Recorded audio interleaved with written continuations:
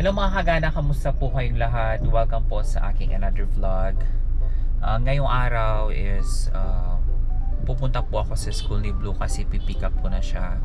Late na nga ako kasi medyo ma-traffic. Tingnan niyo sa labas. Ayan. Papunta to. Malapit na lang naman eh. Tapos dito yung Oak Plaza. Papunta doon is super traffic. Ayan. So, medyo nasa traffic tayo ngayon. Hindi ko in-expect na ganito naka-traffic sa oras na ito, alas 3. Kala ko mapapabilis pero okay lang. 3:50 naman yung pick up ni Blue, so 3:18 pa lang. Minsan kasi pag pumupunta ako dun maaga, so naghihintay pa rin kasi hindi pa dumarating, ay hindi pa sila pwedeng lumabas sa school. Malapit lang yung school niya sa bahay. Kailangan lang medyo maaga minsan kasi baka malate, pero okay lang naman. Tapos nagpapa-traffic kasi yung mga road construction dito malapit sa Palace, so yun talaga nagpapa-traffic. After kung i-pick up si Blue, baka pumunta kami sa May Laboni kasi magpapagupit kami, kung saan kami nagpapagupit tulad nung nakaraan kasi medyo mahaba na nga yung buhok namin. So yun na lang. So punta muna tayo ng school. This is it, the Dominion.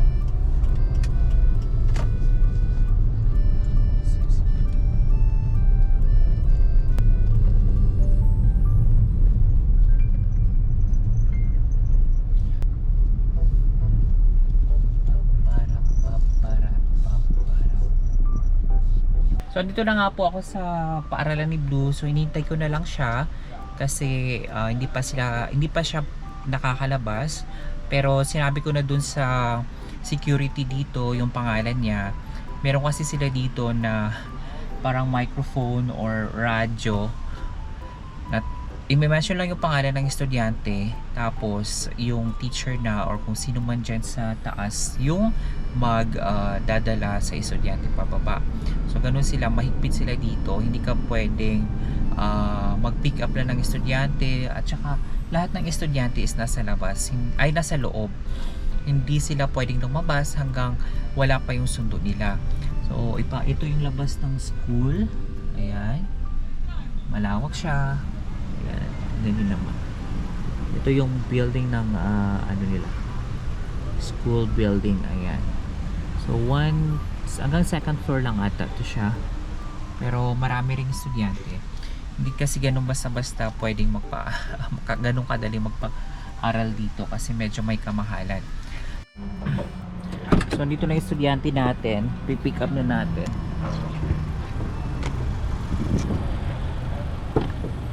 Parang dumi ng sasakyan. Hi! Thank you. How are you? Fine. Are you okay? Yes. Go inside.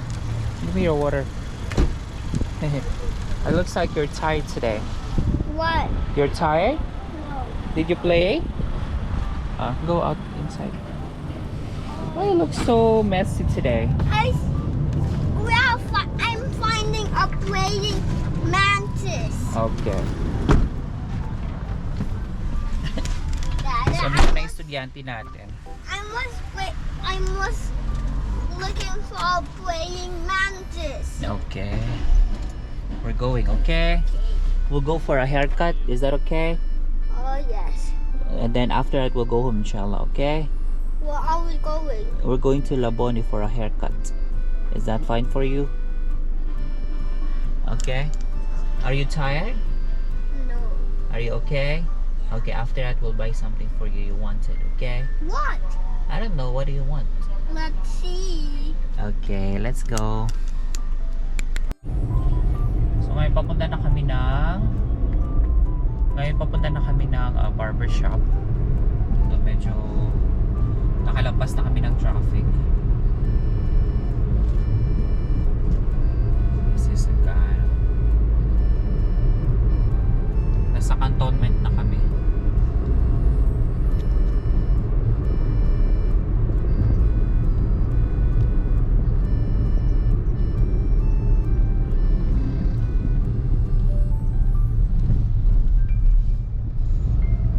Ghana International School sa right. Meron din silang meron din sila dito sa left. Ghana International School. So dito na kami sa cantonment ngayon. Malapit na rin naman kami sa yung pagupitan kasi malapit din sa work, sa trabaho sa Maylaboni. So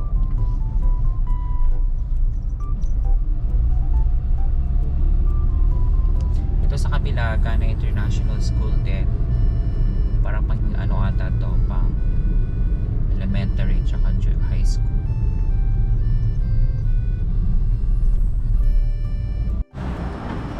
Dito nga kami sa Kenzo. Good afternoon. Si Uncle is there. Ito yung pagupitan, Kenzo. Push. Pull. Good afternoon. Good afternoon. Let's go to Uncle. Go to Uncle. Go. Let's go inside. Si Uncle's the one cutting your hair. Dito na kami. Sit down. Wait for Uncle.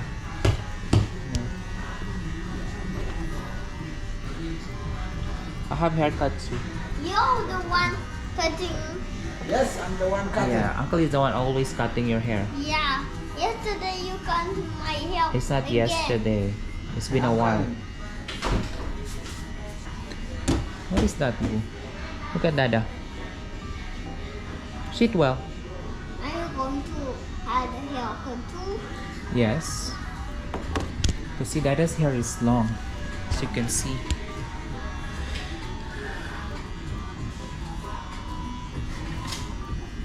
So, need to have haircut. So, dito kami nagpapagupit talaga lagi kasi okay naman dito yung pagupitan. Hindi naman siya ganun kamahal. Kasi tsaka maganda sila dito magupit.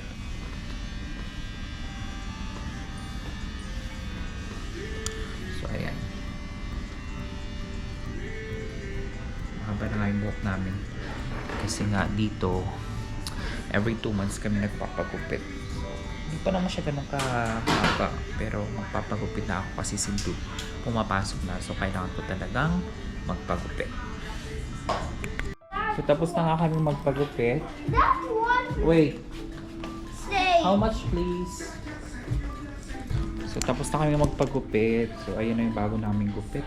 Is it the 12? Yes. 180? How much now? Yours is 100. His is 86. Ah, so you increase your price? Yes. Okay. Sure. Nagmahal sila. Wait for Dada. Thank you. Let's go. So, nagmahal na yung presyo ng gupit. Hold Dada's hand. Hold. So, tapos na kayo magpagupit. Ayan na nga. Sali. You're the one who helped us last time? Ah, okay. Please take this one. Thank you, Okay. Wait, Boo. Because last... ito kasi natulungan namin nakaraan. We're looking for you last time but you came back when we ran out of battery. The car. Yes. Yes. So, we're looking for you there. We cannot see you because you left, but it's okay. Thank you too. Go inside now.